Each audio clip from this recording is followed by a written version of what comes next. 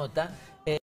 Es un capo total, el Cefe lo conozco hace tanto tiempo, se vino de La Paz como cualquiera de los que nos venimos de La Paz, con una mochilita cargada de esperanza, de sueños y a la aventura, y hoy es todo un filósofo que viene a contarnos un poco sobre este libro, que vos hiciste la traducción, Cefe, ¿no? Lo bajaste un poco a nuestra tierra, que habla de Aristóteles, pero que en definitiva también tiene como intención acercarnos un poco a algo que creo que todos sentimos un poco abstracto, ¿no? Que es la muy lejano, filosofía, claro, como medio... que estamos ajenos a eso. ¿Cómo estamos, Cefe? Gracias por venir. Bueno, muchas gracias por la invitación, chicas. Muchas Buen día. gracias. Bueno, sí, efectivamente, Tano, yo soy el traductor de este libro, que se llama Aristóteles para Todos. El autor es un filósofo norteamericano, Mortimer Adler, que vivió 100 años casi, principios del siglo XX, y fallece a principios ahora del XXI. Entonces, lo que quiere este autor es acercar los grandes clásicos del pensamiento. Aristóteles es uno, pero el mismo Platón, ¿no? Los griegos en general, los romanos, Cicerón, Séneca, traerlos a la gente y mostrarle que la filosofía es un asunto de todos, dice Adler, ¿no? La filosofía no es simplemente un mundo de abstracciones o de pensamiento, que en parte también lo es, ¿no? Claro.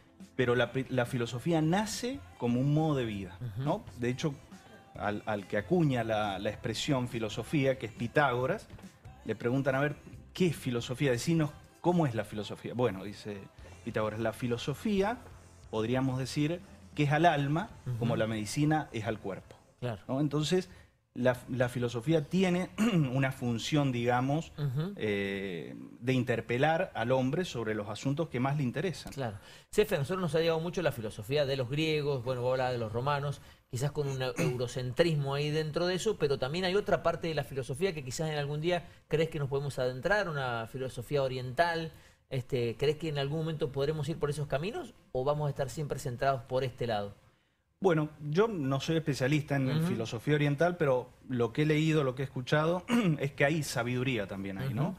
Hay muchos tópicos, muchos temas en ese tipo de filosofía que incluso a veces se tocan con la filosofía más occidental, digamos, claro, ¿no? Entonces, no tiene el desarrollo, quizás, de la filosofía oriental, occidental, pero sí hay mucha potencialidad de estudio. De hecho, hace poquito acaba de sacar un texto...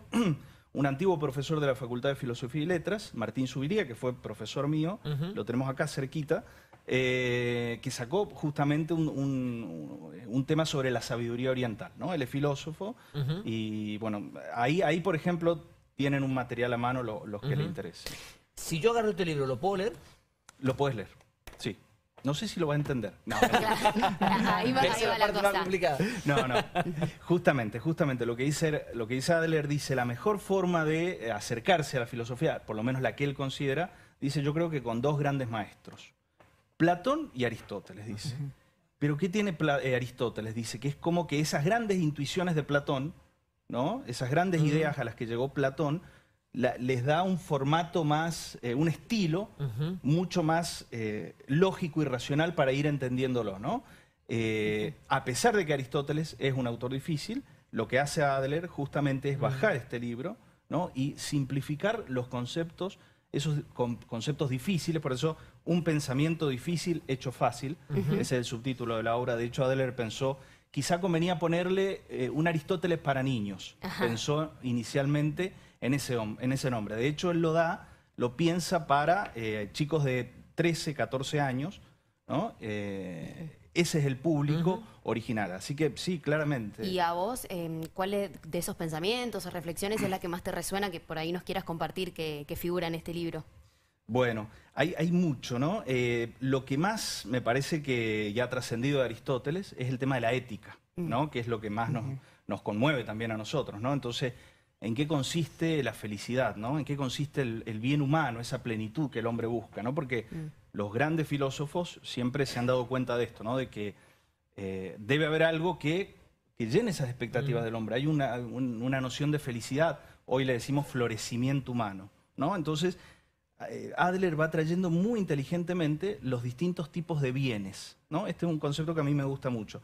Los distintos tipos de bienes que el hombre tiene, ¿no? Entonces dice Adler, trayendo a Aristóteles, por supuesto, dice, bueno, hay bienes de la fortuna, de la riqueza, ¿no? Una casa, un vestido, ¿no? El alimento, la bebida, sí, son bienes, cosas buenas. Claro.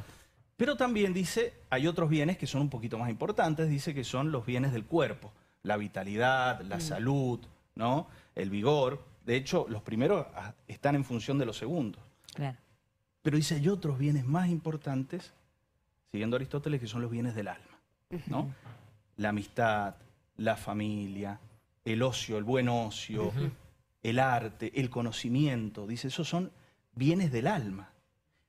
Pero dentro de estos bienes del alma, dice Aristóteles, hay una cosa más. Fíjense esta particularidad de Aristóteles de ir clasificando, ¿no? Era un gran clasificador Aristóteles. Sí. De hecho, él era hijo de médico. Entonces, hacía taxonomía de animales, de plantas, tenía toda una escuela que se dedicaba también a eso. Y habla mucho de esto del cuerpo, mente y alma. Digo que es un término que quizás hoy lo hablamos mucho más que en ese entonces, pero hace un desglose, quizás no así, pero hace un desglose de estas tres partes de que forman al hombre. Sí, sí, sí, también habla de eso en el de Ánima, que es otro de sus textos muy conocidos. Y el último, entonces teníamos los bienes de riqueza, los bienes del cuerpo y los bienes del alma, que son los más importantes, dice Aristóteles. La familia, los amigos, el conocimiento. Ahora, estos bienes del alma no se conquistan o no se logran si yo no tengo ciertos hábitos que me permiten elegirlo siempre bien a eso, o casi siempre bien. Y a eso le llama Aristóteles la arete. Excelencia se traduce como excelencias, o virtudes se ha traducido a nuestro lenguaje más, la virtus romana, virtudes. Entonces dice, yo no puedo elegir bien esto si no tengo bien esto otro. Vamos por caso, el que le gusta jugar al fútbol, ¿no? Yo sé que a vos te gusta y mucho. Tengo lo mínimo de riquezas como para poder decir, me voy 2 veces a jugar al fútbol a la semana. Bien, tengo un cierto vigor corporal que me permite desarrollarlo. Tengo la posibilidad de jugar, ¿no? Esa recreación, ese ocio, necesario. Libero mi cabeza un poco. Exactamente, que es un bien del alma, ¿sí?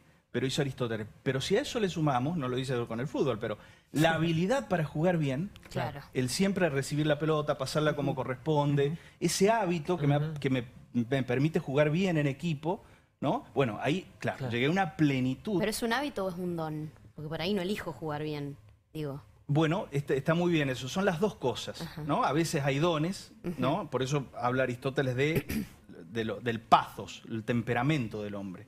Uno nace con cierta forma de ser, pero eso también es educable, dice Aristóteles, a través del ethos, que se puede traducir como carácter, ¿no? De hecho, ética es eso, es carácter, es llevar el potencial del hombre al máximo y también posible. dentro de ese ejemplo es F, el saber elegir, ¿no? Porque si yo me voy a jugar a la pelota y elijo toda gente que no juega bien a la pelota, me voy a aburrir, la voy a pasar mal. Tendré que saber elegir con quién ir, o gente que se lo toma demasiado en serio y se quiere agarrar a piña a todos los partidos. Y Aristóteles no vine a esto. Eso es parte de la virtud, el tema de saber cómo, dónde y cuándo, por ejemplo. No sé si se sabe mucho de su vida personal, pero esto lo ponía a la práctica, digo, era un tipo ejemplar, llevaba una vida ordenada. Parecen seres también medio como...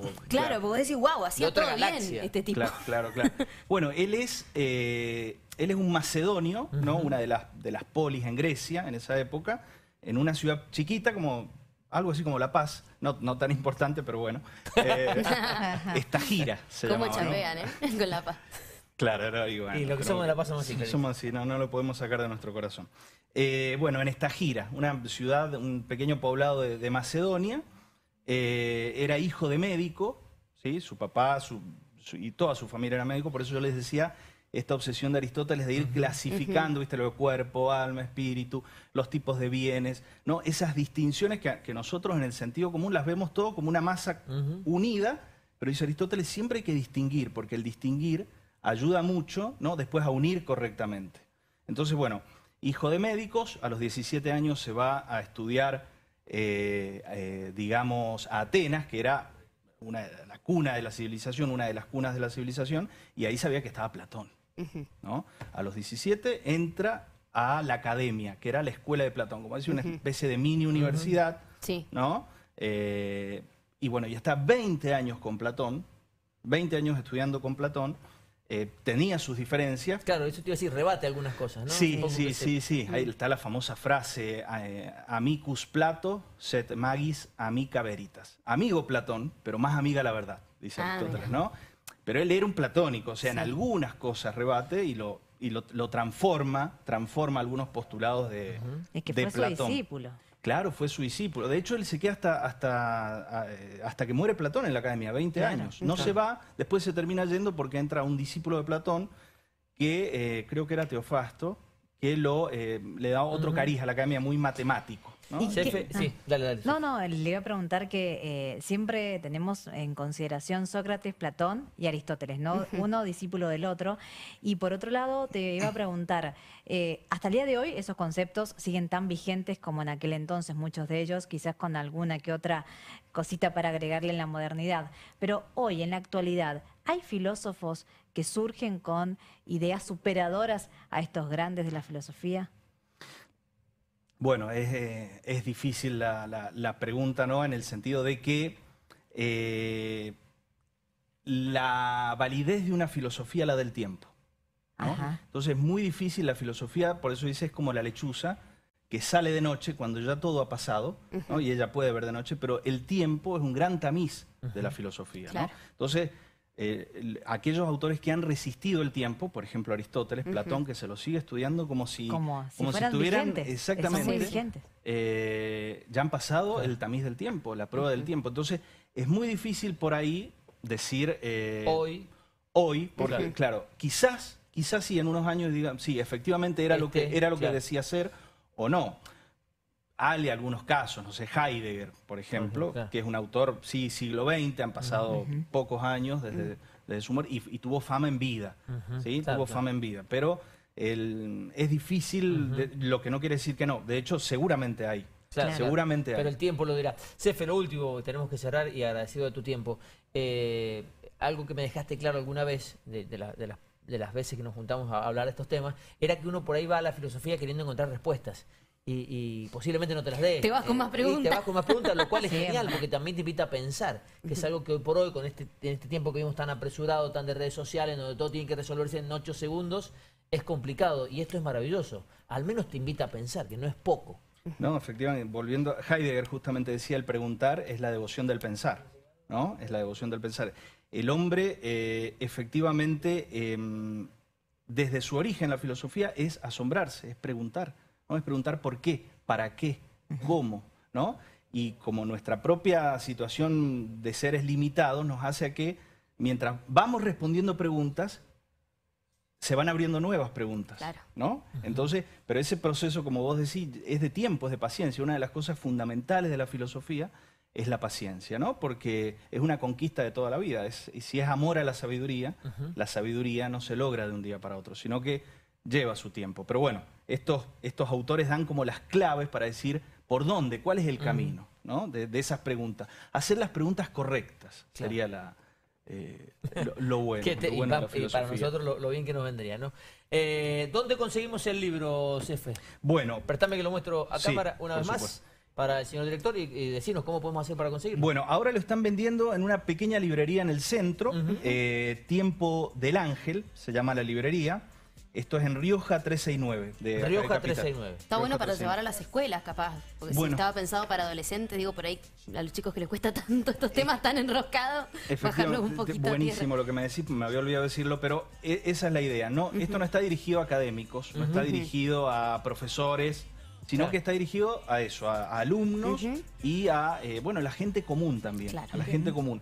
De hecho, si me permitís un pequeño anuncio, estamos pensando en la Facultad de Filosofía y Letras, donde yo soy profesor, largar una diplomatura sobre esto, no solo sobre Aristóteles, sino sobre los grandes pensadores, pero leyendo sus textos de una manera llana. Claro. Y no hace falta tener título universitario para hacerla. Así que van a Qué estar bueno. todos invitados. Está Seguramente bueno. te mandaré alguna vez el Va a ser un gusto. Player. Porque flyer. me parece muy importante poner en valor el pensar. Dedicarle tiempo a pensar es maravilloso y es fundamental. Es lo que nos distingue del resto. En estos tiempos en donde todo están apurado, hay que Sí. tomarse ese ratito. Cefe, gracias. No, gracias. ¿Qué decirte? Querido amigo, Muchas te gracias. felicito por esa carrera enorme que has hecho. Está dedicado, te lo queda, está dedicado. Agradezco, qué grande. Tenía que figurar la en la dedicatoria. Yo hasta incluso tomé, claro. Dice para Sergio Dan Robles, con el mismo afecto que nos unió desde La Paz. Ay, qué bonito.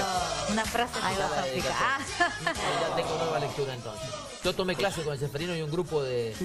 Claro, no podía, chicos, no podía seguir el ritmo porque...